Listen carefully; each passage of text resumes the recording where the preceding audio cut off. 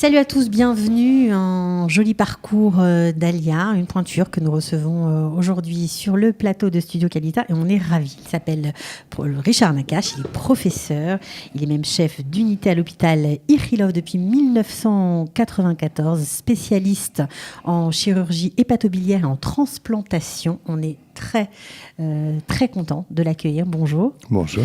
Vous savez quoi, ça fait plaisir de voir d'anciens immigrants arriver sur nos plateaux et raconter leur parcours. Ça nous fait chaud au cœur. Bien. Alors, vous êtes arrivé en 1983.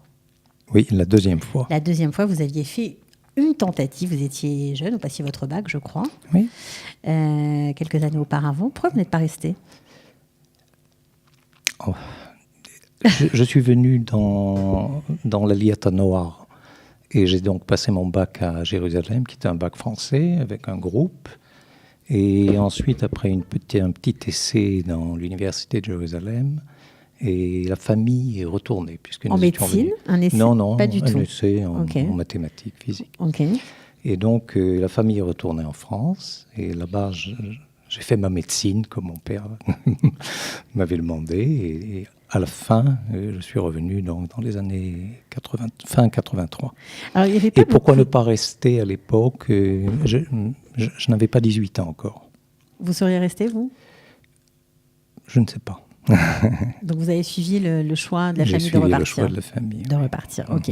Alors vous arrivez en 83 avec votre famille, vous êtes chirurgien, jeune chirurgien, puisque je crois que vous avez terminé à l'âge de 28 ans. Oui, j'étais chirurgien à l'âge de 28 ans. Voilà, déjà spécialisé ou pas encore Non, pas encore. J'étais chirurgien général, mais j'avais été nommé un des plus jeunes à l'époque et je n'avais pas voulu m'installer à Nice, puisque c'est à Nice que j'ai fait mes études. Et on avait décidé, donc, avec mon épouse et les 2 enfants, de partir. Et on est parti avant l'installation, avant de s'immiscer dans la vie réelle, entre guillemets. Alors, comment c'était le milieu hospitalier à l'époque, dans les années 80-85, et comment on accueillait les jeunes chirurgiens francophones ? C'était une bête rare, le chirurgien francophone à l'époque, puisque je pense être le premier à avoir reçu mon équivalence de chirurgie générale ici en Israël. Et donc, il ne venait pas à l'époque. Il y avait quelques médecins qui étaient venus, cardiologues, gastroentérologues, mais les chirurgiens, il n'y en avait pas. Et donc, ils n'avaient pas non plus les moyens d'évaluer quelles étaient mes compétences.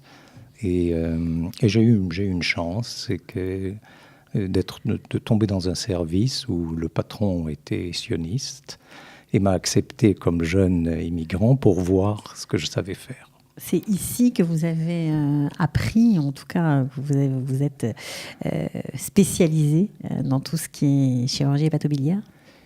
J'avais commencé en France, j'avais un patron qui faisait la chirurgie hépatobiliaire et je savais le faire, mais je n'étais pas encore spécialisé. Et par le temps, et en le faisant, en allant me spécialiser un petit peu à droite et à gauche puisque je voyageais, et donc, oui, j'ai acquis ces deux capacités de faire de la chirurgie hépatobiliaire et d'avoir également la chance de venir à un moment où ces 2 spécialités n'étaient pas encore suffisamment développées dans le pays, ce qui m'a permis d'apporter quelque chose. Voilà. Oui, parce que vous dites que lorsqu'on vient en Israël, ce que vous m'avez confié, il faut avoir soit un autre regard, soit essayer d'apporter quelque chose, parce que sinon, on restera dans le flot, on ne pourra pas vraiment se réaliser, on ne pourra pas l'idée. C'est ce que vous avez essayé de faire ? Oui, je pense que les structures d'accueil n'ont pas la capacité d'évaluer quel est votre potentiel. Ils ont la capacité d'évaluer qu'est-ce que vous valez maintenant. Et comme ils n'ont pas suivi votre cursus ou vos études, ou ils ne savent pas qui vous êtes, vous allez être mis dans une petite case. Et dans cette case, peut-être vous arriverez à faire quelque chose, mais sans plus. Et donc, je pense en particulier pour le médecin français, on a quelque chose à apporter. On crée sa fonction, on amène quelque chose d'autre, de différent. Comment on crée sa fonction ? C'est difficile, ça. Oui.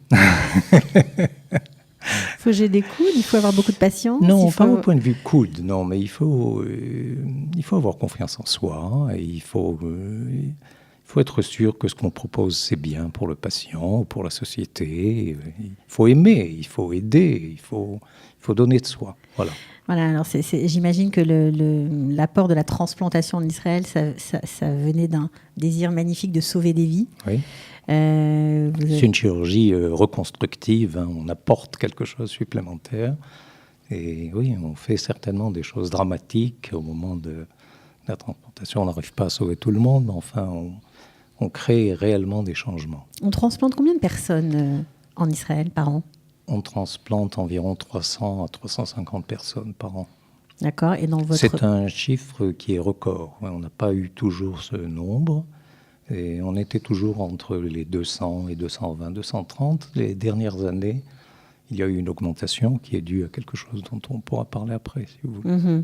Alors, vous avez commencé à Bellinson, oui. Juste après l'armée. Oui. Voilà, que vous avez faite. Quand même signalé à l'âge de 30 ans, c'est pas évident. Vous avez fait 3 ans d'armée. Oui. J'imagine que ça a dû vous aider à mieux vous intégrer dans la société israélienne. Oui, certainement. C'est ce que je voulais. D'abord, ça m'a permis d'apprendre l'hébreu et de m'intégrer plus facilement. J'avais l'impression que j'avais une dette à payer et par rapport aux autres personnes israéliennes. Et donc, ça m'a permis de connaître, de m'intégrer. Bien sûr, comme je suis arrivé très spécialisé déjà, puisque j'étais chirurgien, donc je n'ai pas balayé les cours de bas. Et donc, j'ai eu même à l'armée un poste qui était relativement intéressant ou important. Vous faisiez quoi ? J'étais à l'école militaire de médecine pour changer les critères en chirurgie du traumatisme et chirurgie de guerre. Je faisais pas mal d'enseignement aussi, ce que j'ai toujours aimé faire. Mais j'avais énormément de liberté. Donc, je pouvais aller dans les hôpitaux, proposer mes services à droite et à gauche, jusqu'à ce que je trouve le service qui m'a accueilli et qui m'a permis d'obtenir mon équivalence. Donc, j'ai eu de la chance. D'accord. Et donc, vous avez travaillé à Bellinson, on va dire. C'est comme oui, ça que ça après 86, j'ai commencé un poste de Bellinson dans une unité de transplantation de reins. Au bout de quelques mois, j'ai compris que ce n'était pas suffisant pour moi et je suis parti en Suède pendant presque une année pour apprendre certains types de transplantation et je suis revenu en Israël. On dit qu'en Israël, c'est obligatoire pour un chirurgien de haut niveau de partir à l'étranger, se former encore, se spécialiser davantage.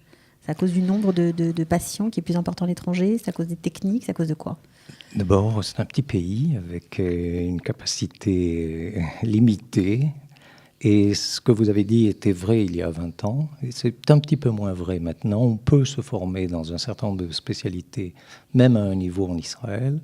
Mais les gens se doivent de partir pour revenir avec cette auréole de fellowship. J'ai été là où j'ai été là. Et personne ne vérifie très bien ce qu'ils ont fait à l'étranger, mais enfin, ils reviennent, quoi. Comment ça s'est organisé parce que vous êtes le pionnier, on va dire, un des pionniers de la transplantation. Comment vous avez fait ça ? Quelles ont été les difficultés ? À quoi vous avez été contre quoi vous avez dû vous battre ? Non, comme je vous ai dit tout à l'heure, j'ai apporté ma valeur ajoutée, puisque les services de transplantation en Israël étaient faits uniquement d'urologues, des urologues. C'était des urologues qui faisaient les transplantations de reins, quelques chirurgiens généralistes, mais très peu. Et donc, dans ces services-là, et je suis venu un petit peu comme un éléphant dans un magasin de faïence, puisque j'avais d'autres capacités, je voulais faire d'autres choses, je ne voulais pas faire que de la transplantation rénale. Et donc, j'ai appris rapidement la transplantation rénale et j'ai introduit en Israël ensuite les transplantations de pancréas que les urologues ne pouvaient pas faire, on ne savait pas faire. Et quelques années plus tard, on a introduit également les transplantations de foie. Donc, j'ai eu cette chance également d'être là au moment où ça se développait dans le monde. Il fallait que ça se développe en Israël, et ça ne pouvait se développer que par des gens comme moi qui apportaient quelque chose d'autre dans les structures qui existaient ailleurs. Ça, vous l'avez fait en 94 à l'hôpital d'Ichilov, à partir de 94 ? Non, les transplantations de foie, c'est pas très important. En 89, on a commencé les pancréas, 90, on a fait les foies, et j'ai continué ensuite à 94, Ichilov. J'ai créé une structure de transplantation dans un centre tertiaire, mais qui n'avaient pas de transplantation. Est-ce que vous avez essayé de faire venir des médecins, des chirurgiens francophones en Israël pour travailler dans votre service ? Oui, pas tout de suite, mais il y a plus de 10 ans, quand j'avais déjà formé mes internes et mes jeunes chefs de clinique, et que j'avais l'impression qu'on avait encore besoin de personnel avec des compétences, donc je m'étais tourné vraiment vers les Français. Certains sont venus en Israël. On l'avait fait, je leur ai proposé des plans d'intégration, enfin professionnels, pas d'intégration dans le pays. Sûr. Certains étaient très intéressés parce qu'ils avaient envie de faire leur alia, d'autres non, mais sur les 4 cas sérieux dont je me suis occupé, ça n'a pas marché. Ils sont tous restés. C'est incroyable. Mais est-ce que vous êtes toujours intéressé Oui. Parce que vous savez qu'on est aussi diffusé en France, donc s'il y a des gens des chirurgiens compétents qui ont envie de travailler dans un service de pointe. Il y a toujours de la place en Israël pour des gens avec des compétences ou quelque chose de particulier, de supplémentaire. On n'a plus besoin maintenant de mains comme on avait besoin avant, en particulier dans des services comme ça, mais on a toujours besoin de quelqu'un qui va venir avec une valeur ajoutée. Il sera toujours accepté. Et vous les aiderez, donc si jamais ils se manifestent à vous, mais bien sûr, vous serez bien sûr. accueillant. Apparemment, écoutez, c'est bien de le dire, ça fait plaisir. Et puis peut-être qu'il y a des gens pour qui ils pourront, grâce à ce discours, envisager l'ALIA autrement, parce qu'on a toujours l'impression que oui, on va galérer, on ne retrouvera jamais son même niveau de compétence, on n'a pas l'hébreu, etc., etc. Tout est vrai, tout ce que vous avez dit est vrai. Tout a un prix, si vous cassez le travail. Non, mais il y a un changement. Et ce changement peut créer énormément de surprises agréables dans la vie d'une personne, et surtout quand il se rend compte qu'il apporte quelque chose à la société israélienne. Parce qu'en France, je ne pense plus qu'on apporte grand-chose. Et si on est chef de clinique à Paris ou à Besançon, les gens qui m'entendent se reconnaîtront. Et je ne pense pas qu'ils vont révolutionner la médecine française. Il y a encore la possibilité de changer la qualité de la médecine en Israël, ici, donc de le faire. Donc voilà, l'appel est lancé. Il y a beaucoup de choses à faire dans votre unité que vous appelez une unité boutique. Pourquoi vous appelez ça comme ça ? Je suis dure avec vous. Bon, c'est pas vraiment un choix, mais il y a un grand centre de transplantation en Israël qui est à Bellinson, là où j'étais auparavant, qui est un centre d'excellence avec un grand nombre de transplantés. Et puis, il y a d'autres unités réparties un petit peu dans le pays. Et nous avons essayé de conserver une qualité de traitement, un traitement différent, une vision holistique du traitement de la personne et des gens sélectionnés pour s'occuper de nos patients et des techniques de pointe qu'on a continué d'amener, même en étant en 2e position. Et s'il n'y a pas de compétition possible sur le nombre, donc on essaye de faire une compétition sur la qualité. Mais je pense que les procédés, sur les procédés, c'est une seconde nature, donc on cherche toujours quelque chose qui va améliorer la vie des gens. Qui va améliorer la vie des gens et qui est suffisamment excitant pour donner au groupe l'impression d'être très important, de faire des choses importantes. Justement, professeur Richard Nakache, dans cette aventure qui a été la vôtre en Israël depuis toutes ces années, quelle est celle qui vous a le plus, ou la chose que vous ayez faite, qui vous a le plus touché ou le plus apporté, ou celle dont vous vous souvenez tout simplement parce que on a comme ça des étapes dans la vie qui marquent. Et il y a le familial, qui est la chose la plus importante dans ma vie, bien sûr. Donc là, au point de vue familial, je suis gâté. Donc, j'ai mes 2 enfants en Israël, proches de nous, et qui ont chacun leur vie, qui sont indépendants, et qui nous ont donné 6 petits-enfants. Donc, on est très contents. Donc, sur ce plan-là, que je ne veux pas développer, c'est sur ce plan-là. C'est du win-win. Okay. Sur le plan de la vie courante, nous vivons à Tel Aviv.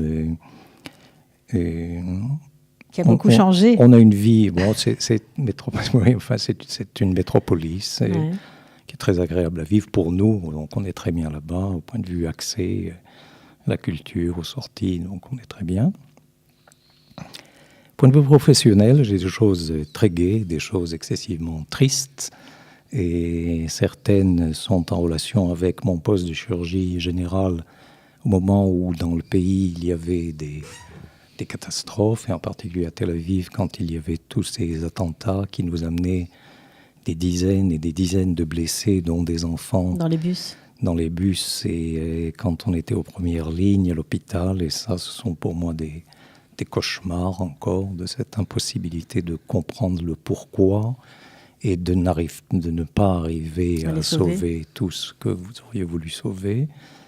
Et donc ça reste encore chez moi une blessure, pas vraiment, mais enfin quelque chose assez difficile d'en parler encore, parce qu'on avait vraiment cette impression d'être vous parlez inefficace. De la période de la deuxième intifada ? Oui.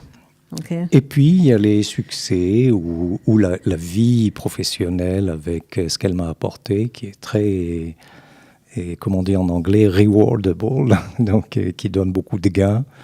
Et quand on voit des transplantés, après 25 ans, qui viennent vous voir... Alors qu'ils étaient en phase alors terminale. qu'ils étaient en phase très mauvaise et qui sont là. Et donc ça, c'est... Et les familles qui vous remercient, j'imagine. Les familles, les gens. Il y a des échecs aussi, mais enfin on essaye. Et puis il y a des succès, il y a des choses nouvelles. Et il y a le groupe qui se développe, donc oui, il y a beaucoup de choses. Beaucoup de choses, et ces vies qui sont gagnées, qui sont redonnées comme une seconde chance, c'est aussi grâce à la générosité d'autres personnes qui acceptent de donner leurs organes. Je crois qu'on aura l'occasion d'en reparler, de faire une autre émission sur le don d'organes, ce fameux don d'organes avec la carte ADI. On en reparlera. Merci beaucoup, professeur Richard Nakache. On était ravis de vous accueillir. Merci à vous. Et j'espère que votre exemple donnera des idées à d'autres. Et puis, peut-être, pourquoi pas, des candidats à l'Aliyah. Venez en Israël. Merci beaucoup. Ciao.